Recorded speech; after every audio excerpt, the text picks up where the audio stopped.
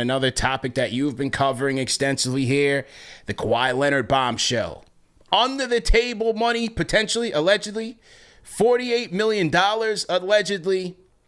Where do things stand right now? The most recent article you guys had was that the NBA has hired a law firm to investigate the Kawhi Leonard deal, the Clippers, and aspiration.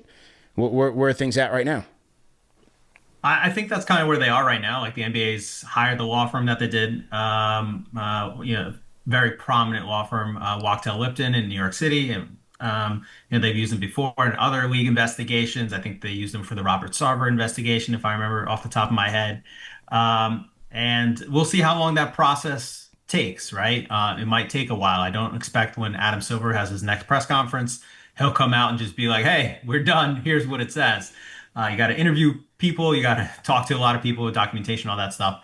I am personally curious to see what the results of it will be. As many of us did, I listened to the Pablo Torre Finds Out podcast from last week. I think that there's a lot of circumstantial evidence there that puts Kawhi Leonard and the Clippers and Steve Ballmer in a place that doesn't look good for either of them. However, I don't think that there's any tangible evidence linking that to cap circumvention yet that I've seen either. I think it's also a complex situation, not only from that perspective, but also, Aspiration, the company that's in the middle of all this, has had its own big problems, right? Like it's one of its co-founders has agreed to plead guilty soon to federal charges of fraud. And, that makes for a big, messy situation about who knew what and why things happened, right? I think, I'm trying to pick my words carefully here because I think it's something you can't just like talk about off the top of your head. When it's something like that, right? It's not as if it was like Nike, right? Where all this happened at Nike and maybe things are a little bit simpler. You know, what did Joe Sandberg, who's the co-founder, who's had the federal charges against him, like what did he know? What did he do that deal for? Did that line up with why the Clippers and Kawhi did it, right? Like there's three players in all this. I think it's not some, I don't know if it's accurate to just call it like a Kawhi Clipper situation and not include the person who ran the company as well. So I'm very curious to see where all this goes and how this ends up. I think what's important for the Clippers is that according to the CBA, at least, the NBA can punish them based on circumstantial evidence. They don't have to establish a direct tie there. And it's, if I remember the CBA correctly too, it's for a contract that, rationally the player would not have received. So you're going to have to get into, would Kawhi Leonard have received a 4-year, $28 million endorsement contract, right? Is that a rational outcome for him?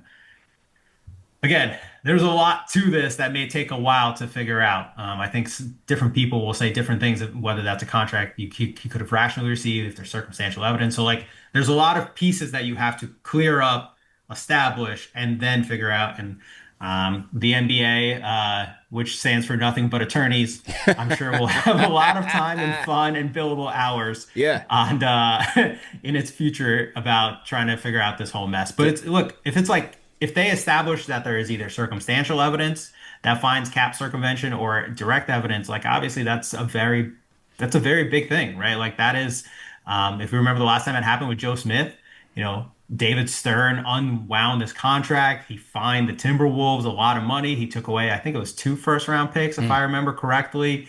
So there's a lot of different punishments that Adam Silver could use in this situation if that's where the league ends up. Yeah, and now would this be because according to one of the articles in the Athletic, the punishment for Steve Ballmer as a second offender could be a little bit harsher, right? Like, I don't know, was the DeAndre Jordan situation where he got 200,000 extra from the Lexus dealership? Do you know if that was classified as a cap circumvention case? Yeah, I'm gonna have to go back and look into it. Yeah. But obviously, if it was, like, that's gonna be, then he becomes a repeat offender. To your point, right? Like, and we've seen the NBA for other things punish repeat offenders more harshly than they did first-time offenders. And so, there's a lot to this, right? Like they looked into this in 2019 too. There are other Kawhi allegations reported by my colleague Sam Amick at The Athletic, right?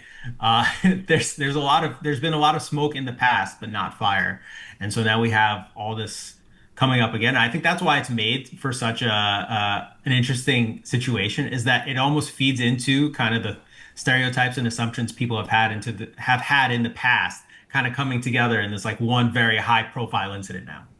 Yeah, it's gonna be interesting to see what happens, man. I mean, 48 potential $1 million to do absolutely nothing. Shout out to Kawhi Leonard and Uncle Dennis, man. I mean, those guys are hustlers of the year. You know, something told me something was up when he chose the Clippers over the Lakers. Don't give me the LeBron stuff. There was stuff going on, allegedly. So let's see if this was it, man. Because something told me, why would you take the Lakers over the Clippers? Didn't make any sense with Kawhi Leonard, man. Well, let me say this too, right? Not to put my serious reporter hat back on, Yeah. but that contract that you're talking about, the no-show contract, right? It had that clause that allowed Kawhi to turn down kind of performance of that contract in terms of marketing stuff if he didn't want to do it based on his beliefs.